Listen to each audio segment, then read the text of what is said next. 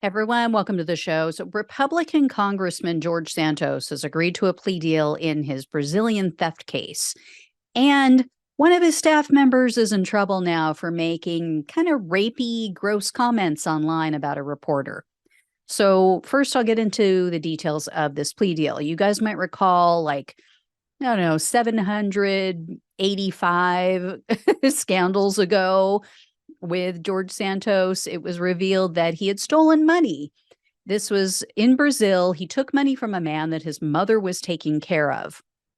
So he stole this guy's checks, didn't take cash. He took his checks and he went and he purchased something like $400 worth of clothing with this money.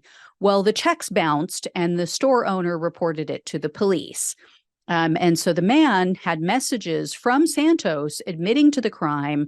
He apologized for what that's worth, and Santos promised to repay him. Well, he never did, of course, but the Brazilian authorities had an open case regarding this theft.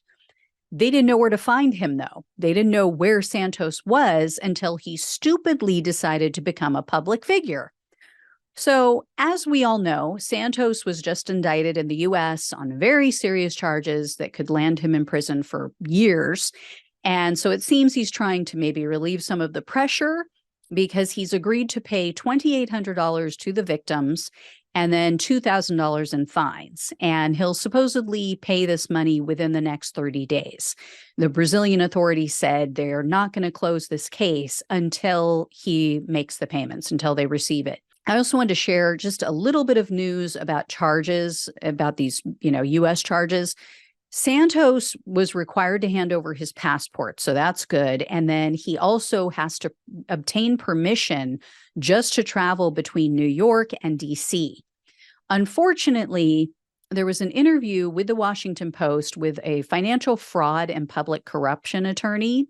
And he said, based on his experience looking at what Santos is charged with, he's likely to spend only 24 to 48 months behind bars. He said the case is really strong, but because of the, relatively low dollar amount, $75,000, give or take, of theft and these illegal campaign contributions, it's unlikely that he's going to face the maximum of 20 years. Now, you never know. You never know what could be in the works. Like I mentioned the other day, there's still a lot of outstanding unanswered questions. There's still a lot of investigations that weren't addressed in this indictment. So we'll see what happens with that.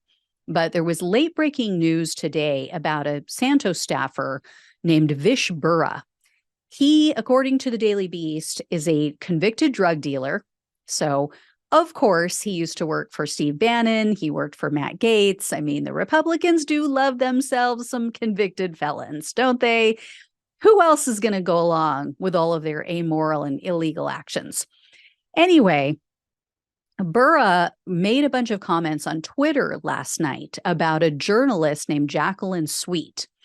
And he insinuated that she welcomed a sexual assault. In one tweet on Thursday night, Bura wrote, quote, "I knew you were looking into my eyes," and quote, "Jacqueline couldn't keep her eyes off me." And then when another Twitter user commented that Bura, quote, "should have hit with that venom," Bura replied, quote, "I think she wants me to hit her with something else." And then he added, quote, "I think she wants me to lock her up somewhere else." And then Bura continued to tweet about this journalist, and he said that she's, quote, "not the first liberal woman to fall for him," and, quote, "don't worry, I know I have an effect on your types." So after being questioned about these tweets, he doubled down and he tweeted, quote, "These people really expect to tweet shit about you all day, and I can't even joke and roast them back without them crying violence. I will never comply. Never." But yeah, he took it to a whole nother level. I mean, she's tweeting about George Santos. She's tweeting about the scandals, about the lies told by George Santos and, potential illegal activity that he is involved in. And this guy takes it to sex. This guy takes it to a sexual place because that's what they do, because that's all they've got, right? He can't defend Santos on the merits of the story. He can't, bring some information to light that might clear his boss. It's a way of throwing women off, right? It's a way of keeping them off balance and in fear, because that's all the right-wing men have. Like I've said before, they want women barefoot and pregnant because they know otherwise the women aren't going to put up with their shit. The women are going to be like, no, you treat me like crap. You stomp around here like you're a king and you don't treat me with respect. I'm out. We're done. So yeah, keep them desperate, keep them helpless, keep them financially insecure and tied to you. And that's their only way of keeping women in line and making them stay. And this is the right-wing men's way of trying to shut women up. It's as simple as that. So, what else you got, Bura?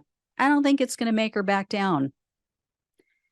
Anyway, I will let you guys know if I hear any more, but yeah, I mean, your vibe attracts your tribe, birds of a feather and all that. I mean, didn't Santos staffer tell a news outlet that he told the FBI that Santos had groped him or touched him inappropriately in some way? I mean, all right, guys, if I hear any more, I'll let you know. Thank you so much for watching and listening. Please like, share, and subscribe. Please donate if you can. Love you all. Take care, and I'll talk with you soon.